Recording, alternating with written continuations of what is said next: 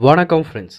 நம்ம இந்த வீடியோவில் என்ன பார்க்க போகிறோன்னா டிஎன்யூஎஸ்ஆர்பி போலீஸ் கான்ஸ்டபிளுக்கான ஃபைனல் ரிசல்ட்டை இன்னும் வெளியிடலை. எதுக்கு ப்ரோ இன்னும் இந்த ரிசல்ட்டை வெளியிடலை அப்படின்னு சொல்லி நிறைய ஃப்ரெண்ட்ஸ் கேட்டுகிட்டே இருக்கீங்க. அதை பற்றிய ஒரு அப்டேட் தான் இப்போ நமக்கு கிடச்சிருக்கு. அது என்ன அப்படின்னு சொல்லி டீட்டெயிலாக அந்த வீடியோவில் பார்க்கலாம்.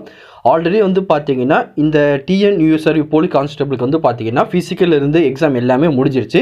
இப்போ பார்த்தீங்கன்னா ஃபிசிக்கல் முடிஞ்சதுக்கப்புறம் ஃபைனல் கட் ஆஃபாக அவங்க வெளியிடணும். இன்னும் வெளியிடாமலே இருக்காங்க. ஏன்னு பார்த்தீங்கன்னா இந்த ஃபிசிக்கல் எக்ஸாமினேஷனுக்கு கலந்துக்கிட்ட ஒரு கேண்டிடேட் பார்த்தீங்கன்னா எனக்கு போதுமான உயரம் இருக்குது, அதுக்கப்புறம் செஸ்ட் எனக்கு இருக்குது, ஆனால் என்ன ரிஜெக்ட் பண்ணிட்டாங்க அப்படின்னு சொல்லி கோர்ட்டில் ஆல்ரெடி பார்த்தீங்கன்னா நிறைய நபர்கள் ஃபைல் பண்ணியிருந்தாங்க.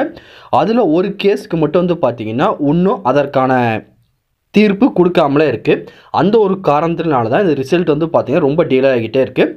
அதுக்கான ஹியரிங் பார்த்தீங்கன்னா திங்கட்கிழமை அன்னைக்கு தான் பார்த்தீங்கன்னா இதுக்கான ஹியரிங் கொடுக்க போகிறாங்க. அன்னைக்கு வர தீர்ப்பை பொறுத்து தான் பார்த்தீங்கன்னா இந்த ரிசல்ட் வெளியிடுற பெரிய மாற்றமே ஏற்படும். ஒருவேளை அந்த கேண்டிடேட்டுக்கு சாதகமாக தீர்ப்பு கொடுத்துட்டாங்கன்னா கட் ஆஃப்லேருந்து எல்லா விதமான இதுலேயும் சேஞ்சஸ் கொண்டு வரணும். ஏன்னா அந்த கேண்டிடேட் ஃபஸ்ட்லேருந்து பார்த்தீங்கன்னா ஹைட் போடணும், செஸ்ட்டு, ஃபிசிக்கல் எக்ஸாமினேஷன் எல்லாமே பண்ணணும். பண்ணதுக்கப்புறம் அவர் மார்க்கை பொறுத்து பார்த்தீங்கன்னா கட் ஆஃப் மார்க்கில் நிறைய விதமான சேஞ்சஸ் வர்றதுக்கு சான்சஸ் இருக்குது. ஏன்னா அந்த நபர் பார்த்தீங்கன்னா எவ்வளோ மார்க் இருக்கார், என்ன கம்யூனிட்டியில் வர போகிறாரு அப்படின்னு தெரியல. அதை பொறுத்து தான் பார்த்தீங்கன்னா இந்த கட் ஆஃபை அதுக்கப்புறம் தான் டிஎன்யூஎஸ்ஆர்பி போர்டு வெளியிடணும். அது மட்டும் இல்லாமல் இன்றைக்கி ஈவினிங் பார்த்தீங்கன்னா எலெக்ஷன் கொடுத்து தேதியை வெளியிடுறதா தேர்தல் கமிஷன் சொல்லியிருக்காங்க. சப்போஸ் அந்த தேதி இன்றைக்கி வெளியிட்டுட்டாங்க அப்படின்னா அதுக்கப்புறம் இந்த ரிசல்ட் வெளியிறதுக்கு சான்ஸ் கிடையாது. ஒன்ஸ் இந்த எலெக்ஷனுக்கான ப்ராசஸ் எல்லாமே முடிஞ்சதுக்கப்புறம் தான் இந்த டிஎன்யூஎஸ்ஆர்பி போலீஸ் கான்ஸ்டபிளுக்கான ரிசல்ட் அப்டேட் பண்ணுவாங்க அப்படின்னு சொல்லி நான் எதிர்பார்க்குறேன். இதான் இப்போதைக்கு நமக்கு கிடைச்ச அன்அஃபிஷியல் நியூஸாகவே இருக்குது. ஒன்ஸ் பார்த்தீங்கன்னா திங்கட்கிழமை என்ன தீர்ப்பு வருது அதை பொறுத்து தான் பார்த்தீங்கன்னா இந்த ரிசல்ட் என்றைக்கு வரும் என்னன்னு சொல்லி அதுக்கு அடுத்து சொல்ல முடியும். அதுக்கப்புறம் ப்ரோ மினிமம் நான் என்ன மார்க் இருக்கணும் அப்படின்னு சொல்லி நிறைய ஃப்ரெண்ட்ஸ் கேட்டுக்கிட்டே இருக்கீங்க. இன்னும் நம்ம கமெண்ட் செக்ஷனில் பேசிக்காக பார்த்தீங்கன்னா நீங்கள் ஜென்ரலோ, பிசியோ, எம்பிசி, டிஎன்சி, எஸ்சி, எஸ்டி என்ன கேட்டகரியில் இருந்துக்கோங்க.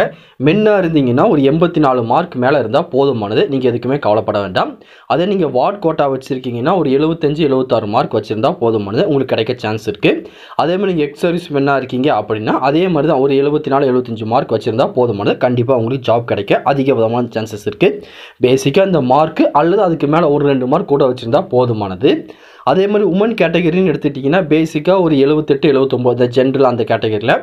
இது போக பார்த்தீங்கன்னா நீங்கள் எஸ்சி, எஸ்டி அந்த கம்யூனிட்டியில் இருந்தீங்கன்னா ஒரு 74, 75 ரேஞ்சுக்குள்ளே மார்க் இருந்தால் போதும், உங்களுக்கு பார்த்தீங்கன்னா ஜாப் கிடச்சிரும். இது எல்லாமே பார்த்தீங்கன்னா டிஸ்ட்ரிபியூட் வீடியோ கேட்டகரியில் நீங்கள் இருந்தாலும் சரி எல்லா விதமான கம்யூனிட்டியும் பேசிக்காக ஒரு 74, 75க்கு மேலே இருந்தால் போதும், உங்களுக்கு கிடைக்கிறதுக்கு அதிக விதமான சான்சஸ் இருக்குது. ஆல்ரெடி இதை பற்றி நிறைய வீடியோவில் நிறைய பேர் வீடியோ போட்டிருக்காங்க, யூடியூப்பில் நீங்கள் பார்த்துருப்பீங்க. பேசிக்காக இந்த மார்க் இருந்தால் மட்டும் போதுமானது, உங்களுக்கு கிடைக்க அதிக விதமான சான்ஸ் இருக்குது. வேறு எதுவும் இதை பற்றி உங்களுக்கு டவுட் இருந்தாலும் கீழே கமெண்ட் செக்ஷனில் தெரிவிங்க. கண்டிப்பாக உங்களுக்கு நான் கிளியர் பண்ணி தரேன். இந்த பதிவு கண்டிப்பாக உங்களுக்கு பயனுள்ளதாக இருக்கும்னு நினைக்கிறேன். தெரியாதவங்க ஃப்ரெண்ட்ஸுக்கு இந்த வீடியோ ஷேர் பண்ணுங்கள், பிடிச்சிருந்தா லைக் பண்ணுங்கள். அடுத்த வீடியோ சந்திக்கலாம். Thank you and bye bye friends.